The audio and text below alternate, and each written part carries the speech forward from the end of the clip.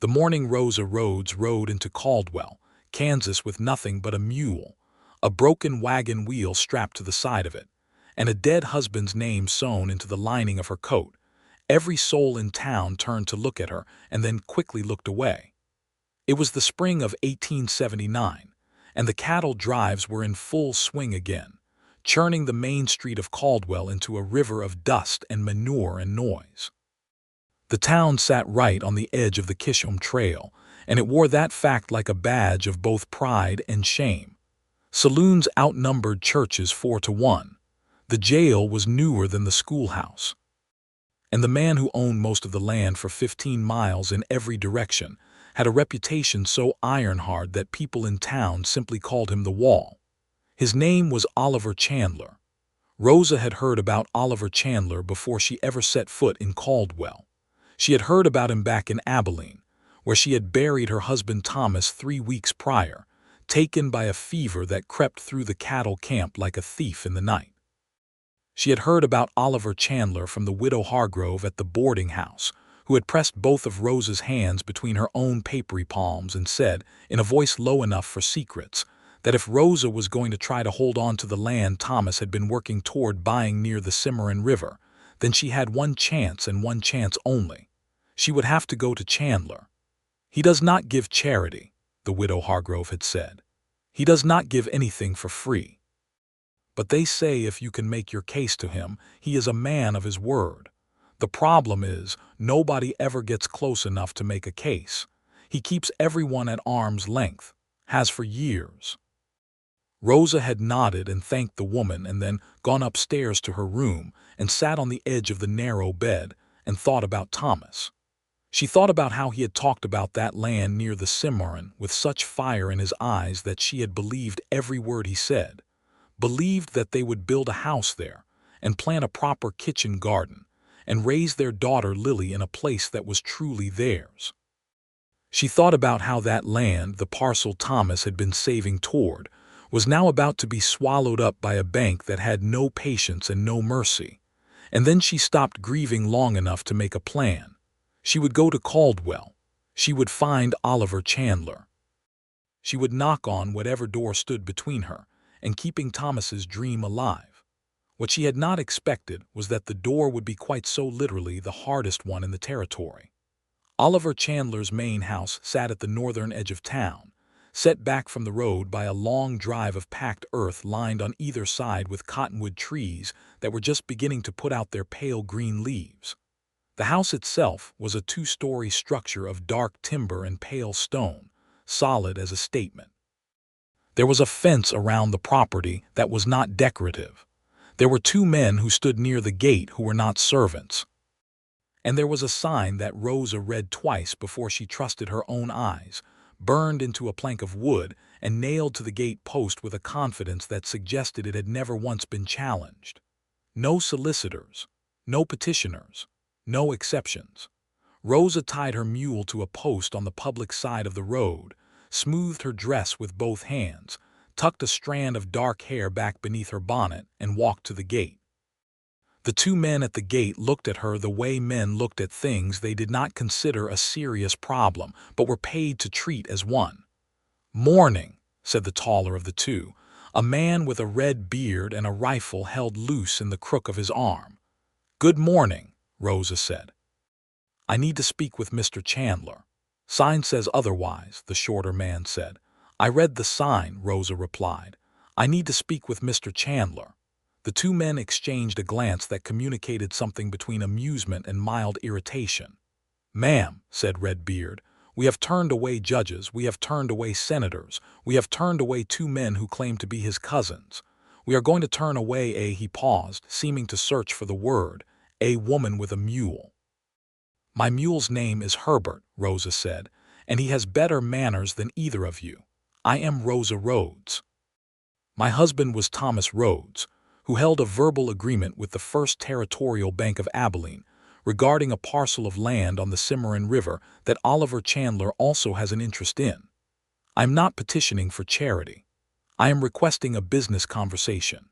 If Mr. Chandler is the kind of man who hides behind gates and hired guns when a widow comes calling with legitimate business, then I have badly misjudged his reputation, and I will say so plainly and publicly." There was a long silence. A crow called somewhere in the cottonwoods. "Wait here," Redbeard said finally and disappeared toward the house. Rosa stood and waited. She did not fidget. She had learned the hard way that fidgeting was something other people interpreted as weakness, and she could not afford to look weak right now. She was 28 years old, a widow of 3 weeks, with $42, a mule, a 9-year-old daughter staying with a family in Abilene, and a dream of land that was slipping through her fingers like water. She could not afford weakness. She heard the footsteps before she saw him.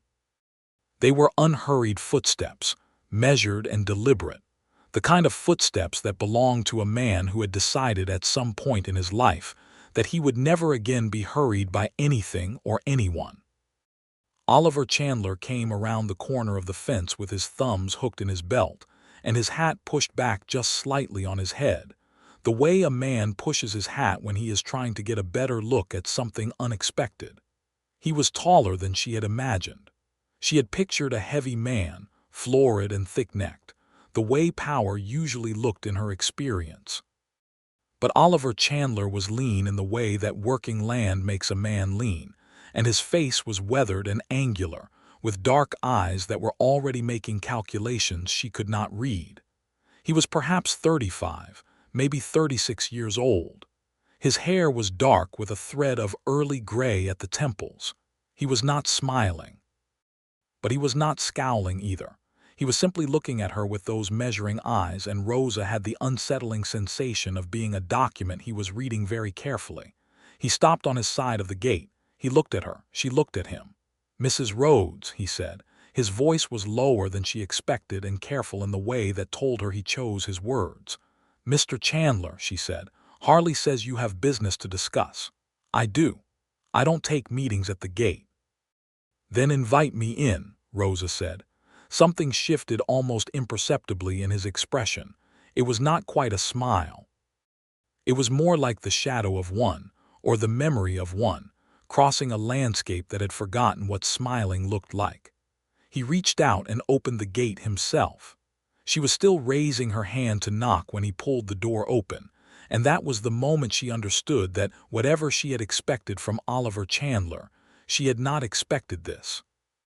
He led her not to a formal parlor, but to a working office at the back of the house, a room crowded with maps and ledgers and land surveys, with a desk that was broad and scarred with use, and 2 chairs that faced each other across it. He gestured to one chair and took the other, and then he folded his hands on the desk and looked at her and said, "Talk." Rosa talked.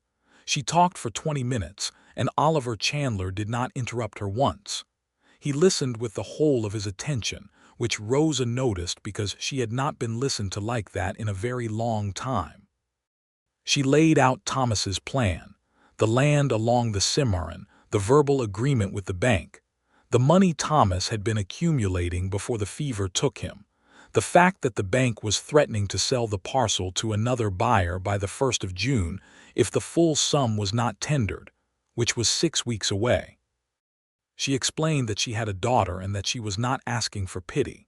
She explained that she had skills, that she could work, that she was not a woman who needed to be carried, but rather one who needed a door opened and intended to walk through it on her own 2 feet.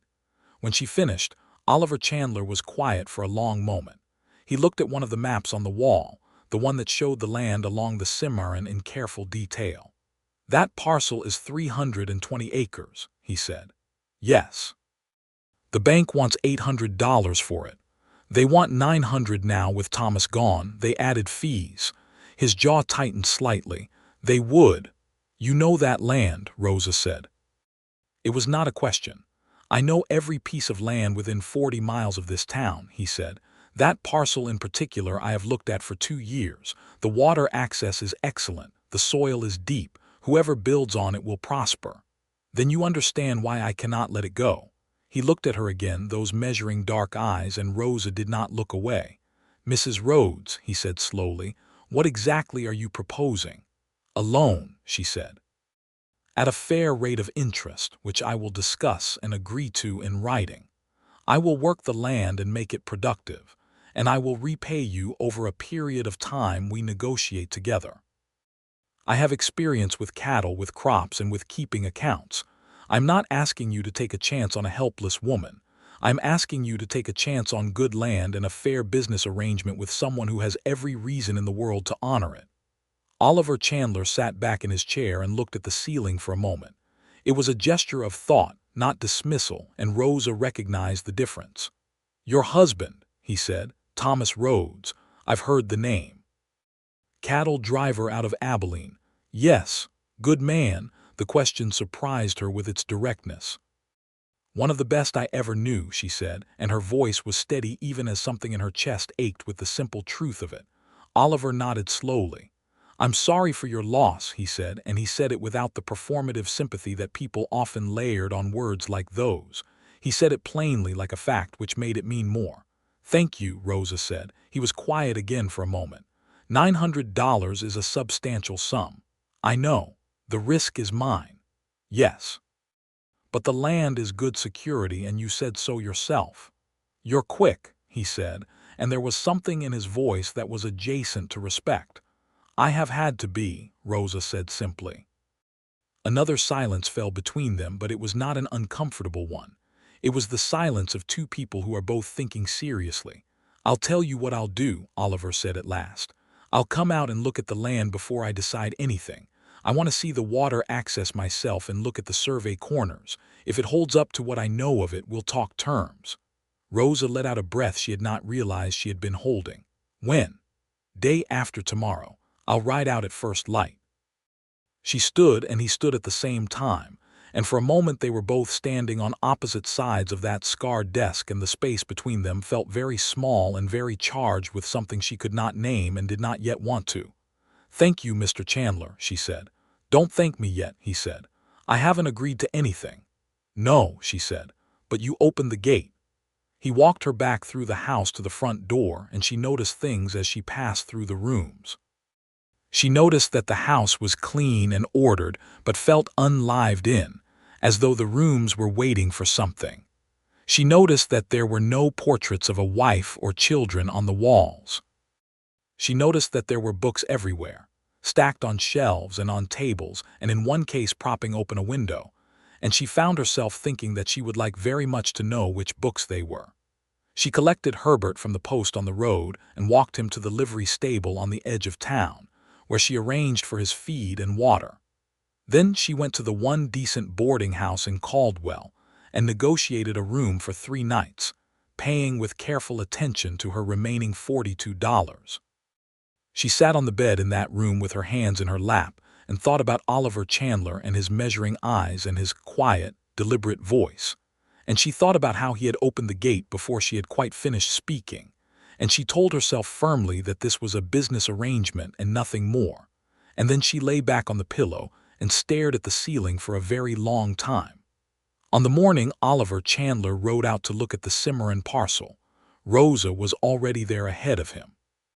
She had borrowed a horse from the livery, a stout bay mare named Clover who had seen better days but was steady and willing, and she had ridden out in the early gray light while the Kansas prairie was still soft with dew, and the meadowlarks were singing their hearts out in the grass. She had walked the perimeter of the parcel twice before she heard his horse on the trail, and she turned to watch him ride up. He sat a horse very well. She noticed that about him before she could stop herself noticing it. He dismounted and they walked the land together, and it was different, being out here with him, different from the office with its maps and ledgers. The land opened things up. The Cimarron ran clean and quiet along the eastern edge of the parcel, and the cottonwoods along its bank were leafing out in that hopeful spring green, and the grass was long and full of the kind of promise that only people who have worked the land can read properly. Oliver Chandler read it. Rosa could see him reading it in the way he stopped to crouch down and pick up a handful of soil and let it run through his fingers, in the way he walked to the river and knelt and looked at the current. "Thomas chose well," he said quietly. "He did," Rosa said, standing beside him at the bank. Oliver looked at the far shore. "What are you planning to put here?" "Cattle, eventually, but first crops." I know this sounds backwards to most cattlemen, but I've seen it work. You put in wheat and corn first, you build the income to buy the cattle, and then you have feed stock for winter. You do not start with what you cannot sustain." He looked at her sideways. "That's a sound approach. Thomas and I talked it through many times. He had good sense about land. And you have good sense about money, it seems. I had to learn. We started with very little." They walked further along the river, and the morning warmed around them, and Rosa found that talking to Oliver Chandler was not the difficult thing she had expected it to be. He asked questions that were precise and practical, and she answered them the same way, and somewhere in the middle of that conversation, something else happened too. He laughed at something she said. It was not a big laugh, more like a sound that escaped before he thought to contain it, and it changed his face entirely, made him look younger and less like a fortress and more like a man who had simply forgotten for a while how to be otherwise. She found herself wanting to make him laugh again. She was annoyed at herself for the wanting. By mid-morning they had walked the full boundary of the parcel and stood by their horses, and Oliver Chandler looked out over the land with a thoughtful expression. "I'll do it," he said. Rosa turned to look at him. "You will. $900 to the bank by the end of the week. You repay me over 5 years at 4% interest, monthly payments starting 6 months from today to give you time to get established. Land serves as collateral. 4% is fair," Rosa said, and she meant it. "I'll have my man Elias draw up the papers. They'll be ready tomorrow." She put out her hand, and he looked at it for just a second before he took it, and they shook hands the way two people shake hands when they are sealing something that matters, firmly and with full attention. His hand was large and calloused and warm, and she let go of it before she thought too much about any of that. "There's one other thing," Oliver said. Rosa waited. "The land is yours and the agreement is clear, but you're going to need help to start. Not charity, hired help. I know a family, the Garcias, Miguel and Esperanza, who are looking for work. Miguel knows cattle and crops both. They are good people who have been treated badly by this territory in ways that shame me to describe, and I would consider it a favor if you take them on because they deserve work with someone fair." Rosa studied his face. "You're speaking of the way Mexican families are treated here." "I am," he said, and his voice was direct and unapologetic about it. "It's wrong. It has always been wrong. The land in this territory belonged to people before it belonged to anyone who looks like you or me, and the way we have treated those who were here first, and those who came up from the south to build this place, is a thing this country will answer for. I can only do what's in my own small power." Rosa felt something shift in her regard for him. "Send the Garcias to me," she said. "I'll be fair." He nodded once curtly, as though the matter was settled and he was glad of it. They rode back toward town side by side, and the morning had grown bright and warm around them, and Rosa noticed that she had not thought about grief for almost 2 hours, and then she thought about it again, but differently, the way you think about something when you are beginning, very slowly, to find your way back to being alive. The papers were signed the next morning in Oliver's office, witnessed by Elias, his quietly efficient secretary, and by the boarding house proprietress, a solid woman named Mrs. Tuttle, who signed her name with a flourish and then offered everyone coffee, which Rosa accepted and Oliver declined. Rosa rode out to the Cimarron parcel that afternoon to begin. She had very little to start with. She had the $42, minus what she had spent on the room and Herbert's keep. She had her personal belongings in a canvas pack. She had a list in her head of every tool and supply she would need, sorted by urgency and cost, and she had made that list 3 times over in her mind on the ride out, so she would not forget a single item. She built her first night's shelter out of the wagon canvas she had been carrying since Abilene, stretched between 2 cottonwood trees near the river, and she built a small fire and cooked herself a simple supper of beans and cornbread. And she sat beside the fire and listened to the river and the night birds and the wind in the grass, and she thought about Lily. Lily was 9 years old and stubborn as a mule and funny in the way that made Rosa's heart feel too full, and she was staying with the Morrison family in Abilene, good people who had said she could stay as long as needed. Rosa planned to have her out here by early summer, when there was something resembling a roof over their heads. The plan was the thing. Keep to the plan. She had been on the land for 4 days, sleeping under canvas and beginning to clear the site for a proper structure, when Oliver Chandler rode out again. She heard his horse and turned from the section of sod she was cutting, and she must have looked a sight because she was covered in dirt from the knees down, and there was a smear of it on her cheek and her hair had mostly escaped its pins. But she did not apologize for any of that. She had been working. Working looked like work. He dismounted and stood looking at what she had accomplished in 4 days, which was more than he had apparently expected, because his eyebrows rose slightly. "You've been busy," he said. "I have a lot to do," she said. "The Garcias should be out here by end of the week. Miguel said they're grateful." "I'm the grateful one," Rosa said. He looked at the site layout she had staked out, the lines of twine stretched between wooden pegs marking where the house would go, where the first garden plot would be, where the fence lines would eventually run. "This is well thought out," he said. "I told you I had a plan." He crouched down and looked at the corner stakes of the house foundation. "You've set these on the high ground. Good. Spring floods come up fast here." "I noticed the water line on the cottonwood trees," she said. "You can read where the water's been by the marks it leaves." He looked up at her from his crouching position, and there was that almost smile again. "You read land like a surveyor." "I read it like a woman who cannot afford to build in the wrong place," she said. He stood. "I brought some things," he said, gesturing back toward his horse. "Lumber, not a gift. Consider it an advance against the first season. We'll account for it." Rosa looked at the lumber strapped to a second horse he had brought on a lead rope. It was good wood, more than she had expected to have for months.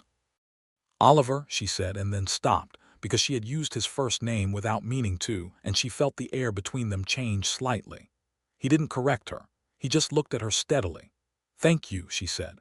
"Consider it a business investment," he said, and his voice was a little quieter than usual. He stayed for 2 hours and helped her lay the foundation line markers, and they talked while they worked, the way people talk when their hands are busy and their guard is lower than usual. She found out that he had come to Caldwell from Virginia in 1866, after the war, that he had built everything he had from a starting point of nothing but a horse and a strong back, and an ability to read land that rivaled her own. She found out that his father had died in the war, Confederate side, and that Oliver did not talk about the war beyond that, and she did not push. She found out that he had been briefly married, a woman named Catherine who had died of childbed fever in 1871 with the baby, and that this was information he offered quietly and only once, and she understood without being told that it was the reason the rooms in his house felt like they were waiting. In return, she told him about growing up in Missouri, about her father who had been a school teacher and had taught her to read and cipher before she was 5 years old. She told him about meeting Thomas at a church social when she was 19, about the way he had made her laugh and made her feel like the world was larger than Missouri. She told him about Lily. "She sounds remarkable," Oliver said. "She is entirely her father," Rosa said, smiling. "Stubborn and warm-hearted and convinced that every animal on earth is a personal friend. She'll like it out here then," he said. "Plenty of animals." It was a small thing to say, but it was the right thing to say, because it was forward-looking. It was imagining Lily here on this land, and that was exactly the right way to look. He left in the late afternoon, and Rosa watched him ride back toward Caldwell, and she stood there in the long prairie light for a moment before she turned back to her work. The Garcias arrived on Friday, as promised. Miguel Garcia was a broad-shouldered man of perhaps 40 with kind eyes and enormous competence, and his wife Esperanza was small and quick, and had a laugh that Rosa felt immediately in the warmth it put into the air around her. They came with their 2 teenage sons, Roberto and Carlos, who were strong and willing and looked at the untouched prairie with the same calculating hope that Rosa had been feeling since she arrived. They all shook hands and Rosa showed them the site, and they stood together in a circle on the Kansas grass and began to talk about what they would build. And it felt, for the first time, like something real. The house went up over the next 3 weeks in a fury of cooperative labor. Miguel knew building as well as he knew cattle, and his sons could work from sunup to sundown without flagging, and Rosa worked beside them, and Esperanza fed them all from a camp kitchen that was steadily becoming more elaborate and more delicious. They built a one-room structure first, solid and tight, with a loft for sleeping and a proper stone chimney, and then Rosa began the kitchen garden while Miguel and the boys started on the fencing. During those weeks, Oliver Chandler rode out 4 more times. The first time he came to check on progress, which was reasonable and expected. The second time he came to bring seeds, a good variety of winter wheat and corn and kitchen garden vegetables, which he said he had surplus of, and Rosa did not argue the point. The third time he came with no stated reason at all, and they sat together on the new porch, which was not much more than a wide board propped on 2 sawhorses, and drank coffee in the early evening and watched the light go out of the sky over the river, and neither of them felt the need to explain why that felt good. The fourth time, he helped her plant the wheat field. They worked side by side in the long Kansas rows, and the soil was deep and dark and good, and the afternoon light was warm on their backs, and at some point, they stopped talking about agriculture and started talking about other things, about what they believed, about what they feared, about what beauty was worth in a world that was often not beautiful. Rosa said that she thought beauty was the thing that made suffering bearable, not because it denied the suffering, but because it existed alongside it and insisted on existing. Oliver said that he had not thought about it in those terms, but that she was probably right. He said it as though she had handed him something he intended to keep. By the time the wheat was planted, the sun was low and the fireflies were beginning to appear over the river, small traveling lights in the dusk. "Stay for supper," Rosa said, before she had decided whether to say it. Oliver looked at her for a long moment. "All right," he said. They ate with the Garcias at the big plank table Miguel had built outside the house, all 7 of them, and there was Esperanza's remarkable beef stew and fresh cornbread, and a great deal of talk and laughter. Oliver was quiet in the way a man is quiet when he is fully at ease somewhere and has no need to perform, and Rosa watched him listening to Roberto tell an elaborate story about a runaway pig he had once chased for half a mile, and she watched Oliver laugh with his whole face, not the careful almost smile from before but a real laugh, and she felt something in her chest that she recognized and did not entirely know what to do with. He helped wash the plates after supper. She noticed that too. He rode back to Caldwell in the early dark, and Rosa stood on the porch step and watched him go, and Esperanza came to stand beside her with a cup of coffee and said nothing for a moment and then said, in her direct and gentle way, "He looks at you like you are water and he has been walking in the desert for a long time." "Esperanza," Rosa said. "I am only saying what I see," Esperanza said, and went back inside. Rosa stood on the step a while longer. Lily arrived in mid-June, brought out from Abilene by the Morrison family's oldest son, who handed her over at the edge of the property with a tip of his hat. Lily came running across the grass with her braids flying and hit Rosa like a small, warm cannonball, and Rosa held her and breathed in the smell of her hair and felt something complete again that had been broken since the morning Thomas died. Lily looked at the house and the garden and the river and the Garcias and said, in the way that 9-year-olds say things that are simply true, "Mama, this is exactly what Papa described. Exactly." "I know," Rosa said. "He would be happy," Lily said. "Yes," Rosa said. "He would." Lily met Oliver Chandler for the first time 3 days after she arrived, when he rode out on what was becoming a regular Thursday afternoon visit.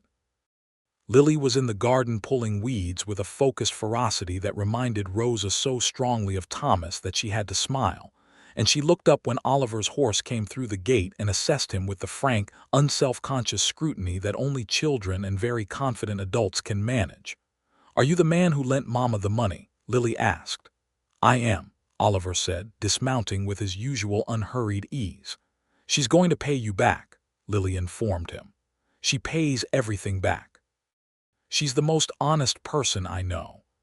"I believe it," Oliver said, and he looked at Rosa with something in his eyes that made her want to look away and made her want to keep looking in equal measure. "Do you like horses?" Lily asked Oliver. "I do." "Do you like dogs?" "I have one. His name is Senator." Lily's face lit up. "Can I meet Senator?" "Lily," Rosa said. "I'd be glad to introduce you," Oliver said to Lily, and then he looked at Rosa.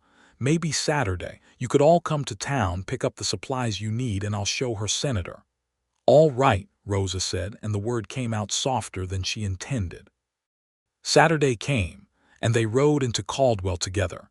Lily on Herbert the mule, who was still going strong and who Lily had already made friends with, and Rosa on Clover, the bay mare she was now paying the livery a small weekly fee to keep available. Oliver met them at the edge of town and they walked the main street of Caldwell together, and Rosa was not unaware of the way people looked at them. She understood what they were seeing. A man widely regarded as the most closed-off figure in the territory, walking a main street on a Saturday morning with a widow and a child. People did not miss things like that in a town the size of Caldwell. She did not care what they thought, or she tried not to. She mostly succeeded. Senator was a brown and white dog of considerable size and indeterminate parentage, who greeted Lily with the full joyful enthusiasm of a dog who had been waiting his entire life for exactly this child. And Lily greeted him back in the same spirit. And Oliver and Rosa stood on the porch of his house and watched them run through the yard together, and it was one of those moments that feels, as it's happening, like it is settling into memory in real time. "Thank you for this," Rosa said. "She needed a dog," Oliver said. "She already has a mule she considers a dog. Every child should have both," he said. Rosa laughed, and Oliver turned to look at her when she laughed, and she caught him looking. And there was a moment when neither of them looked away, a moment that lasted just a beat too long to be explained as casual. And then Lily called out something about Senator finding a frog, and the moment broke, and they both looked at the yard again. That evening, Oliver made them supper in his kitchen, a simple meal of roasted chicken and potatoes, and he was not a fancy cook, but he was a competent one, and it was good. They sat at his kitchen table, Rosa and Oliver and Lily talked through the whole meal with the cheerful ease of a child who has decided that someone is trustworthy. And Oliver listened to her with real attention, answering her questions and asking his own. And Rosa watched him with her daughter and felt the dangerous thing grow stronger. After Lily fell asleep on the settee in the parlor, worn out by dog and frog and the full richness of Saturday, Rosa and Oliver sat on the porch in the warm June night, and there were fireflies over the yard and a three-quarter moon over the cottonwoods, and the sound of the crickets was a steady, generous sound that made the night feel full. "Can I ask you something?" Rosa said. "Ask," he said. "Why do you let people believe you're harder than you are?" He was quiet for a moment. "Who says I'm letting them believe anything?" "The sign on the gate," she said. "The guards, the reputation, but you opened the gate for me. You bought the land from the bank and set fair terms. You brought seeds. You helped me plant wheat. You cooked supper tonight." She paused. "That is not a hard man, Oliver. That is a man who decided it was safer to look like one." The silence that followed was the kind that has weight to it, not a comfortable silence now, but an honest one.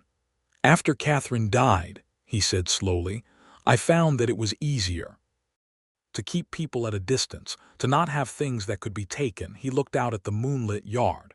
"You get used to it, and then you forget that you got used to it, and then it just becomes the way things are." "I understand that," Rosa said quietly. "When Thomas died, I thought about just staying small, staying still, not wanting anything too much, because wanting things means they can be taken." "But you didn't," he said, looking at her. "No," she said, "because of Lily. And because Thomas would have been furious with me if I had." She smiled a little. "He was not a man who believed in giving up." "Sounds like he married the right woman for that," Oliver said, and his voice was quiet and low and entirely sincere.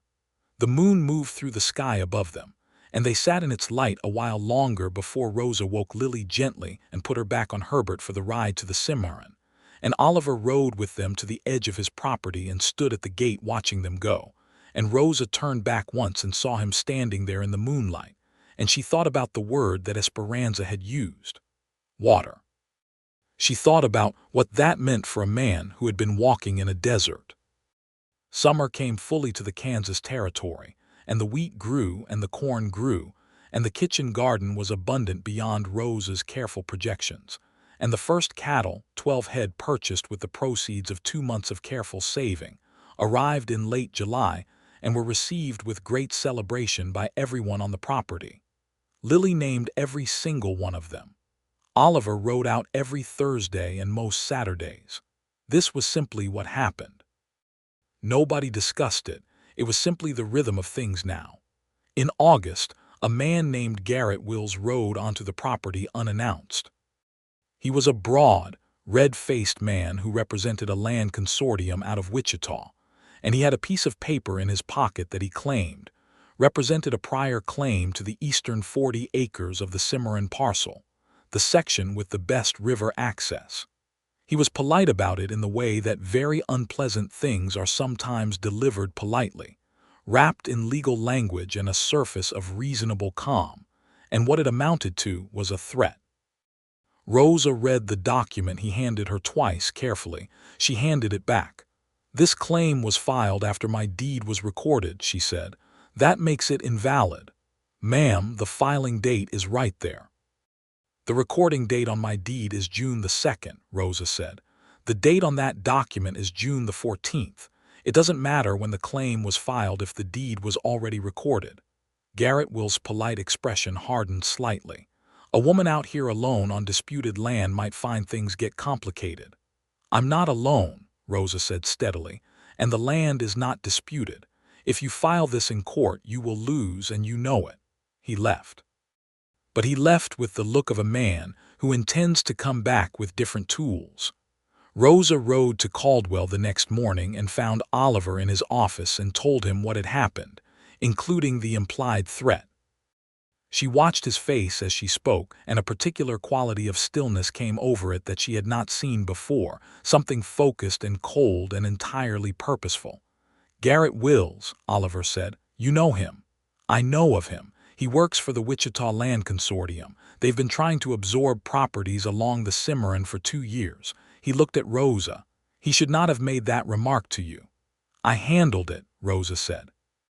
"I know you handled it," Oliver said, and there was something in his voice that was fierce and warm at once.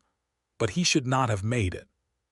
He sent for his lawyer that same day, a sharp, lean man named Prescott who practiced in Caldwell, and whose manner suggested he had never lost a filing he believed in. Prescott reviewed Rosa's deed, the recording dates, and the competing claim and confirmed what Rosa had already known. The claim was invalid on its face. They filed the necessary documents to formally rebuff it, and Prescott sent Garrett Wills' consortium a letter with the kind of precise legal language that left no room for misunderstanding. Garrett Wills did not come back to the Cimarron parcel. Oliver paid Prescott's fee and told Rosa to add it to her account. She did, and she wrote it down in the small leather ledger she kept for the purpose, in her neat, schoolteacher's daughter handwriting, because she wrote everything down and she would pay everything back, every single dollar with interest. September came, and the harvest came with it. The wheat was good. Not spectacular, because it was a first season and the ground was still adjusting to being worked, but it was genuinely good. And when Rosa sold the first yield at the grain exchange in Caldwell, she stood with the money in her hand and felt the particular fierce joy of a thing you built with your own labor being worth something in the world. She went to see Oliver that afternoon and told him the yield numbers, and he listened and said, "That's a very good first year," with a warmth in his voice that was almost undone by his effort to keep it measured. "We're going to be all right," Rosa said. "You were always going to be all right," he said. "You walked through that gate and I knew it." She looked at him. He was looking at her with those dark, measuring eyes, only they weren't measuring anymore. They were something else, something that had stopped being careful and started being something she didn't have a business word for.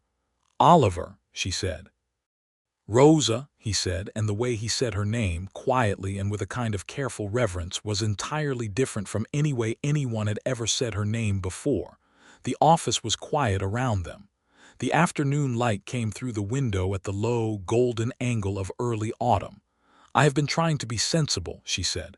"So have I," he said. "I am not sure it's working," she said. "No," he said, "it's not." He came around the desk slowly, unhurried, the way he did everything, and she stood still and did not move away, and when he stopped in front of her there were perhaps 12 inches of autumn afternoon between them. "I don't know how to do this anymore," he said. "I forgot, or I thought I had, but you have a way of reminding a man of things he thought were over." "I was not looking for this," Rosa said quietly. "I know," he said. "Neither was I. That might be why it's real." He reached up and brushed a strand of dark hair from her face, very gently with the back of 2 fingers, and it was such a careful, deliberate, tender thing to do that it took her breath. "May I court you?" he asked. He asked it like a man who has thought about how to ask and has decided on honesty. "Properly. I know it's too soon, and I know you're still grieving, and I know you didn't come here for this. But I would like to court you, Rosa Rhodes, if you'll let me." She was quiet for a moment. She thought about Thomas, and she thought about what Thomas would say if he could see this moment, this woman he had loved, standing in a sunlit office with a good man who was asking for the right thing in the right way. She thought Thomas would say something irreverent and warm and perfectly correct, the way he always had. "Yes," she said, "you may." Oliver Chandler's version of courtship was, like the man himself, unhurried and entirely sincere. He brought her books, because he had seen how her eyes moved to them and could not help themselves. He brought her wildflowers from the prairie that he picked himself on his morning rides, which she pressed in the pages of the dictionary her father had given her long ago. He rode out to the Cimarron on Thursday afternoons and Sunday mornings, and he helped with whatever needed doing, because he was not a man who could sit still while work was happening around him, and he was never more relaxed than when his hands were useful. He told her things. One by one, over weeks, he told her things about himself that she understood had not been said aloud in a very long time. He told her about Catherine, about the grief that had turned him inward and then harder, and then finally just empty in the way a house is empty. He told her about his fear of building something and having it taken, and she listened to this and nodded because she understood it from the inside. She told him things too. She told him about the early hard years with Thomas, before the money was better, about the winter they had spent in a soddy outside Abilene with the wind coming through every crack and Lily, a tiny baby, and the cold so deep it felt personal. She told him about Thomas dying, about sitting beside him and holding his hand and talking to him even after she thought he could no longer hear, about telling him about the Cimarron land and how she was going to get there and make it real, because she wanted the last thing she said to him to be true. Oliver listened to all of it. He was very good at listening. She thought that people who had been alone a long time either forgot how to listen or became very good at it, and Oliver had become very good at it, or perhaps had always been, and the solitude had simply given it space to grow. Lily, for her part, treated Oliver with the practical affection of a child who has made a clear-eyed decision. She liked him. She showed it by talking to him constantly, by bringing him interesting rocks she had found and expecting him to agree they were remarkable, by demanding that he come see the calf that had just been born, the one she had named Theodore. Oliver came to see Theodore and declared him a fine animal with complete seriousness, and Lily nodded and said she thought so too. By October, the nights were getting cold and the stars over the Kansas prairie were sharp and brilliant, and on a Thursday evening that was too good to go inside, Oliver and Rosa sat on the proper porch that Miguel had built, a real porch now, wide and solid, and wrapped in their coats and drank their coffee and watched the stars come out one by one over the river. "I have been thinking," Oliver said. "About what?" Rosa said. He was quiet for a moment in the way he was always quiet when he was forming something carefully. "About asking you a question," he said. "A more serious one than the last time I asked you something." Rosa set her coffee cup down on the porch rail and turned to look at him. He turned to look at her. "I love you, Rosa," he said. It came out simply and directly, the way he said things when they were true. "I know the season has been short, and I am not asking you to forget anything or anyone. I'm asking you to let me be part of what comes next. I want to marry you if you'll have me. I want to be here on this land with you and Lily." He paused. "I want to stop being someone who lives behind a gate." Rosa looked at his face, the weathered and angular face with the dark eyes that had learned so much and been so careful for so long, and she thought about what courage it took for a closed-up man to open himself like this, to stand at the edge of his own careful fortifications and offer to leave them behind. She thought about Thomas, and she did not feel she was betraying him. She felt instead that she was carrying him forward in the best possible way, choosing life again, choosing love again, choosing the things he had always believed in. "I love you too, Oliver Chandler," she said. "I have been trying not to for 2 months, and I have been very unsuccessful." He laughed, the full real laugh, and reached over and took her hand on the porch rail and held it. "Is that a yes?" he said. "It is absolutely a yes," she said.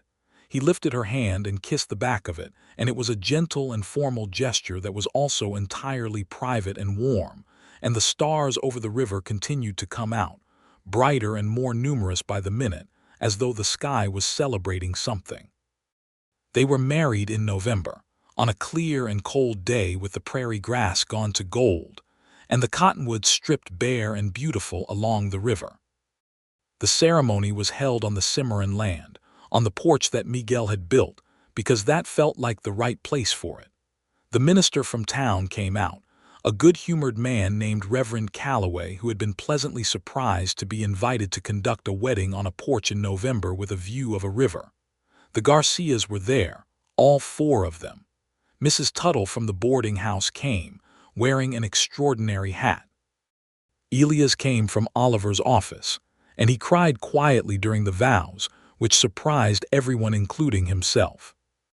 Lily stood up very straight beside her mother in a new dress that Esperanza had sewn for her, and she held Rosa's flowers during the ceremony. And when the Reverend asked if anyone had objections, Lily said very clearly, "I don't. He's good," which made everyone laugh and made Oliver look at her with an expression that was entirely undone and entirely grateful. They said their vows with the Cimarron running quiet in the background and the November sky wide and blue above them.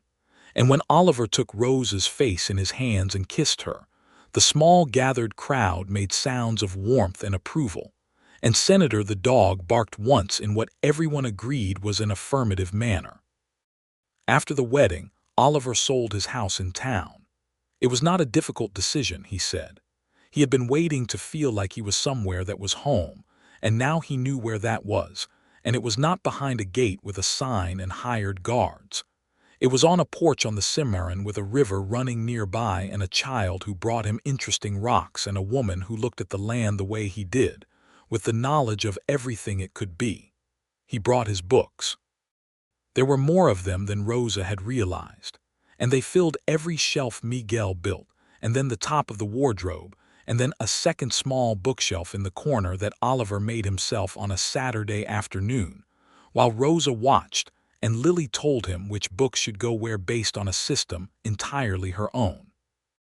Oliver expanded the house over the winter, adding 2 more rooms and a proper bedroom, and a real kitchen separate from the main room. And he and Miguel worked on it through the cold months while the women organized the inside, and the boys mended fences.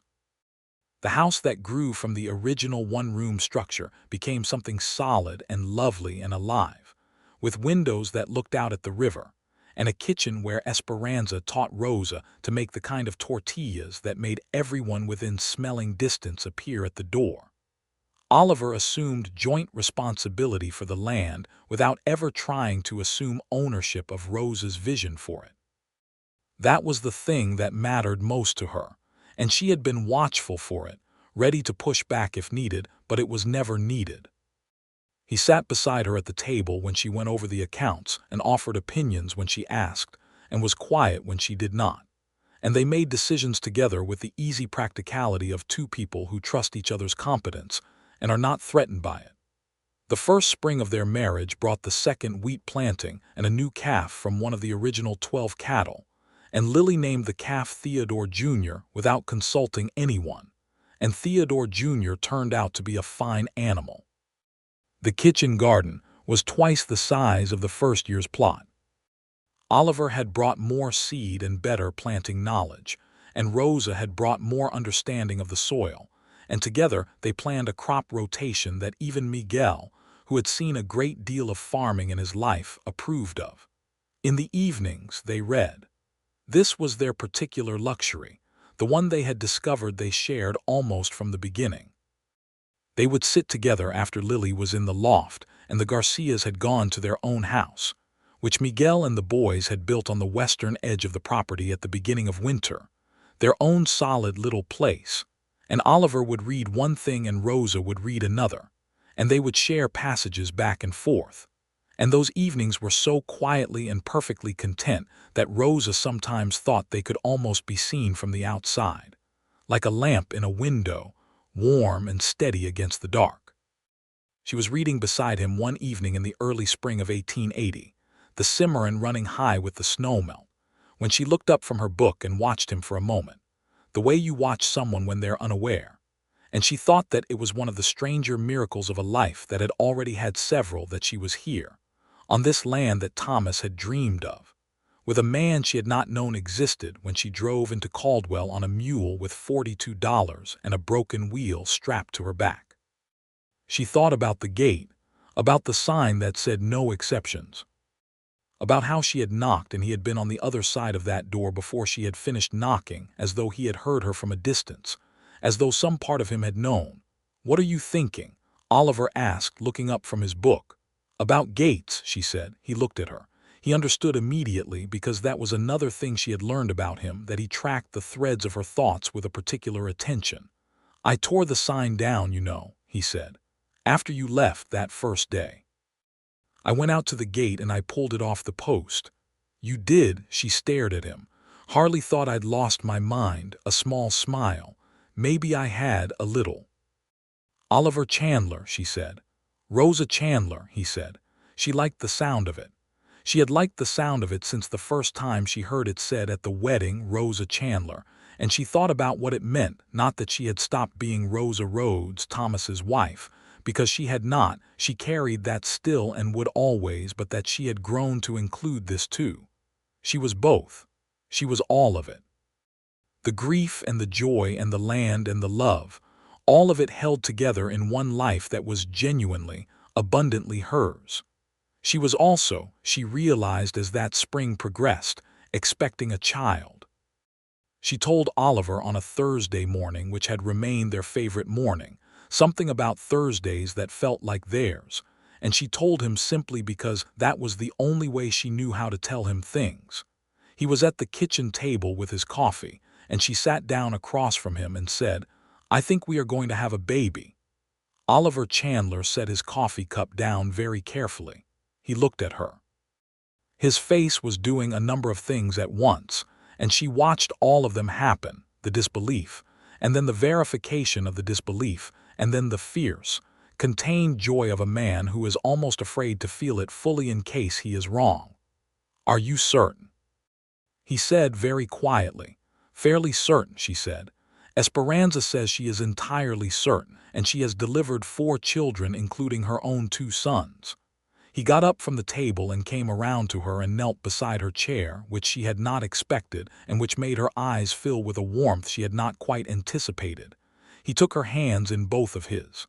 "Rosa," he said. "Rosa." That was all he said, just her name twice, but the way he said it held everything, all the gratitude and the wonder and the particular terror of a man who had lost this before and was being given it again and could not quite believe it was real and was choosing with every part of himself to believe it anyway. "It will be all right," she said. "I know," he said, "because it's you." He brought her hands up and pressed them against his face, and she felt him breathe. "It will be all right because it's you." Lily was told about the baby by her mother, carefully and with full attention, and Lily processed the information for approximately 30 seconds and then said, "I want it to be a brother. I have plenty of girls at school. What I need is a brother who will help me with Theodore." "We don't get to choose," Rosa said. "I know," Lily said, "but I can hope." Lily hoped very loudly and consistently for a brother for the next several months. The summer of 1880 was a good one. The wheat came in strong, and the cattle herd had grown to 30 head with careful management, and one excellent bull Oliver had sourced from a rancher outside Wichita. The kitchen garden fed everyone on the property and had surplus that Rosa sold in Caldwell on market days, loading the wagon with Lily beside her and Oliver on horseback alongside, because he had quietly stopped being able to stay in one place while his family went somewhere else. The town of Caldwell had shifted its understanding of Oliver Chandler. People still called him Chandler with respect in their voices, but the distance they had kept from him, or that he had kept from everyone, was less rigid now. He was seen regularly at market, at the general store, at the small public school where Lily attended 3 days a week. He donated a new set of school books to the school library without being asked, and the teacher, a young woman from Ohio named Miss Hartley, thanked him publicly, and he said simply that it seemed necessary, which was true. He and Rosa attended the town's 4th of July celebration together, which was notable enough that it was remarked upon in the weekly paper, Oliver Chandler attending a public celebration being, apparently, news. Rosa had laughed at the paper and Oliver had looked at it with a dry expression, and said that he supposed his reclusiveness had been fairly thorough if his attending a picnic was worthy of documentation. In September, Rosa felt the land beneath her feet in a new way. She was not as steady in the late stages of her pregnancy, and Oliver moved quietly through each day, making small adjustments she did not always notice until later. He moved the water barrel closer to the kitchen door. He built a step up to the porch that was shallower and wider. He rearranged the kitchen so that what she needed most was at chest height. He did all of this without making it a production, without making her feel managed, simply attending to the practical world around her with the full, quiet love of a man who had decided that her comfort was one of the most important projects he had ever undertaken. She told him one evening that she noticed all of it. "Do you mind?" he asked. "I love it," she said. "I love you."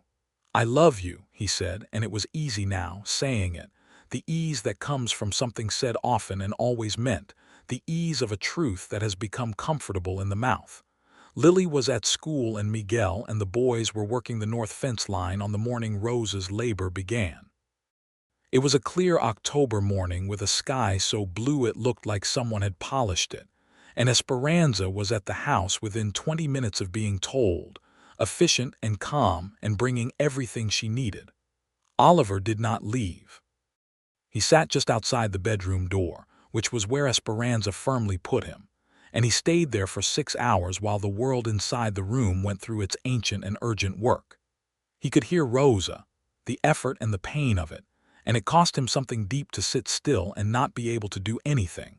But he stayed because Esperanza told him to, and because Rosa, between the hard waves of labor, called through the door to tell him she was all right and to stay close. And so he stayed close.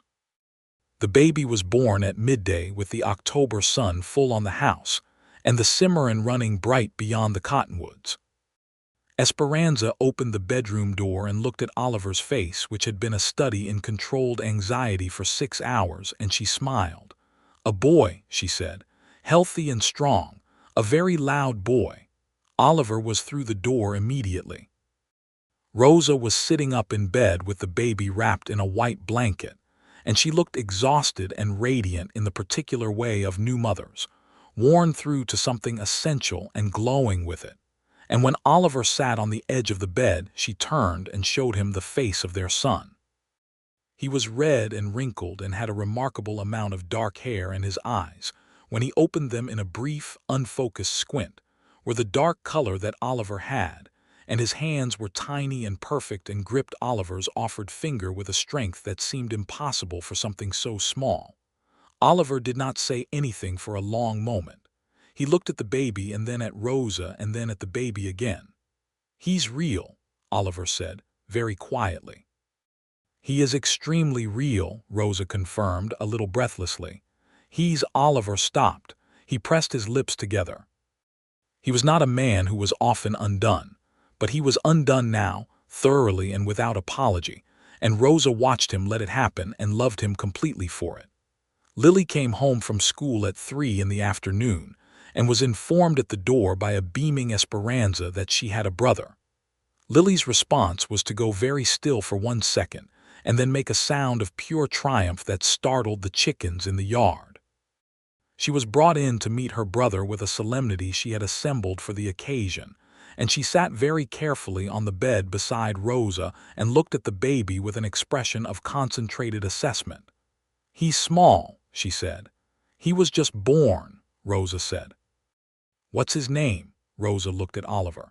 They had discussed names over the past months and had come to one that felt right for reasons they had both understood the moment they said it aloud.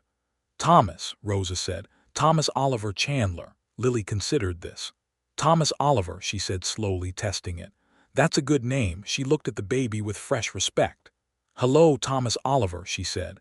"I'm your sister Lily. I'll teach you about the animals. Theodore Jr. is the cow. You'll love him."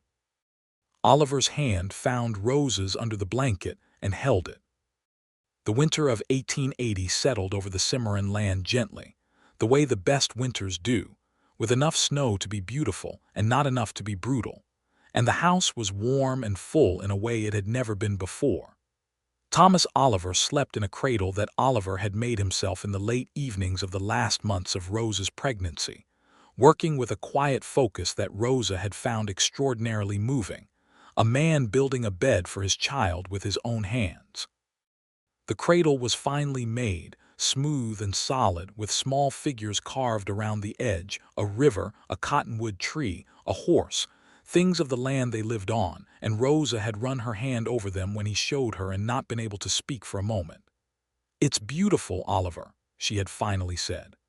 "I wanted it to be good," he said, the way he said things when they mattered. Thomas Oliver turned out to be, as Esperanza had announced at his birth, an extremely loud baby who also slept with a reliability and a duration that made everyone on the property deeply grateful. He was thriving and fat and had Oliver's dark eyes and Rosa's stubborn chin, and everyone from Lily to Miguel's sons to Senator the dog had opinions about him, and showed it by rotating through the house to look at him with various expressions of proprietary affection. Rosa made the first payment on her loan to Oliver in December, sitting at the kitchen table with her ledger and her pen, calculating it to the cent, and writing it out in careful figures. Oliver looked at it across the table. "Rosa, you don't have to." "Yes, I do," she said. "We agreed on terms. The terms are the terms." He looked at her for a moment with an expression that was fond and exasperated in equal measure. "You know that money goes into a joint account now." "I know," she said.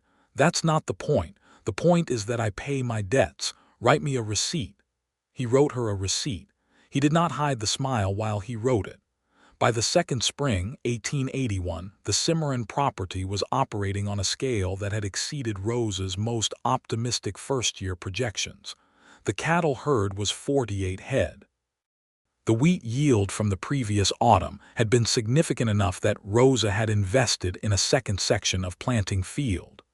The kitchen garden surplus was now a regular feature at the Caldwell market, and Rosa had developed a small but steady income from selling preserved goods as well. Oliver had folded his financial interests in Caldwell into a partnership with Rosa that was formalized in writing, because they both believed in things in writing, and the partnership covered the land and the cattle operation and a small stake in a livery stable that Oliver had invested in years earlier and now brought into the shared ledger. Rosa reviewed every document. She always reviewed every document. Oliver had stopped being surprised by this, and had started being proud of it. The town of Caldwell was changing too, the way all frontier towns changed when the cattle trails shifted and the railroads came through, and the world decided what kind of permanence to make of a place.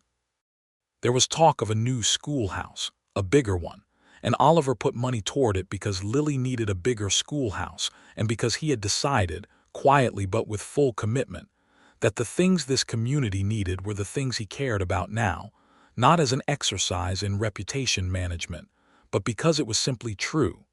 He had stopped being the wall. He had become something else, something that did not need a name but that everyone in Caldwell recognized when they saw it. He was a man who belonged somewhere. He was a man who had come home. In the spring of 1881, Rosa paid off the last installment of the loan 4 years ahead of schedule. She brought the final payment to Oliver on a Thursday morning naturally and set the envelope on the kitchen table between their coffee cups with a quiet satisfaction that was entirely her own. Oliver opened the envelope and looked at the figures. He looked at Rosa. "You're 4 years early," he said. "The wheat was excellent this year," she said. "Rosa." Oliver. He leaned across the table and kissed her, right there in the morning kitchen with the coffee going cold between them. And it was a long and warm and thorough kiss that tasted like coffee and the particular sweetness of something completed. "What am I supposed to do with this?" he said when they separated, tapping the envelope. "Keep it for the account," she said, "and then never mention it again because we have real things to talk about." "What real things?" "I want to expand the herd," she said, and she reached over and picked up her coffee and took a sip with the serene expression of a woman who has paid off her debts and is now fully free to think about the next thing. "I've been looking at the land north of the 3rd fence line. If we put in another section of grazing, we could carry 60 head by autumn." Oliver stared at her for a moment and then he laughed, that full and real laugh, and he reached across the table and took her hand. "60 head," he said. "It's achievable," she said. "I know it is," he said. "I just love watching you think." That summer, with 60 head of cattle peacefully occupying the expanded grazing land and Thomas Oliver, now 8 months old, occupying everyone else's attention with the powerful insistence of a baby who has discovered that he has opinions, something else shifted quietly on the Cimarron. The Garcias told Rosa and Oliver that they had saved enough to begin looking for their own land, a parcel down the river that had come available, and that Miguel had had his eye on for longer than he had said. Rosa sat with Esperanza at the kitchen table when this was told to her, and Esperanza watched Rosa's face with the careful attention of a woman who knows the person across from her well. "We are not leaving forever," Esperanza said. "We are going to be 4 miles down the river." "I know," Rosa said. "You are thinking that this place would not be what it is without us," Esperanza said, which was true and not at all vain of her to say because it was simply accurate. "You built this place with us," Rosa said. "You and Miguel and the boys. And now we build our own," Esperanza said. "That is how it should be, and we will still be 4 miles down the river." Rosa helped them choose the land and Oliver extended Miguel, a loan on terms he knew were fair, because he had learned from Rosa what fair terms looked like. And the Garcias began their own story on their own ground. And Roberto and Carlos, who were now young men of real capability, continued to work on the Chandler property part-time, while also working their family's land with a diligence that would have made their parents proud even if it didn't already and visibly do so every day. With the Garcias 4 miles down the river and the property a little quieter, Oliver and Rosa entered a period of their life together that felt like arriving. Not the end of something, not the plateau after the effort, but the arrival at a place that felt like what they had been building toward the whole time. Lily turned 11 and then 12, and she was becoming her father's daughter in her love of the land and her mother's daughter in her directness and her clarity of thought. And she was also entirely herself, which Oliver and Rosa both watched with the private delight of parents who have found that a child is more interesting than they even had reason to hope. She had started a small enterprise of her own that she had not asked permission for, selling eggs from the chickens she had taken primary responsibility for, and she kept her own small ledger for it, in careful handwriting that looked exactly like her mother's. Oliver discovered the ledger one afternoon and showed it to Rosa without comment, and Rosa looked at it and looked at Oliver, and they shared the exact expression of two people who are deeply, quietly triumphant.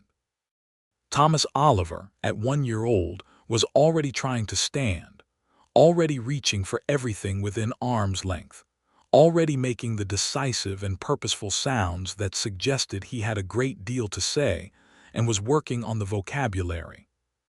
He had his father's dark hair and his mother's brown eyes, and he was fearless in the way that children are fearless when they have always been loved without condition.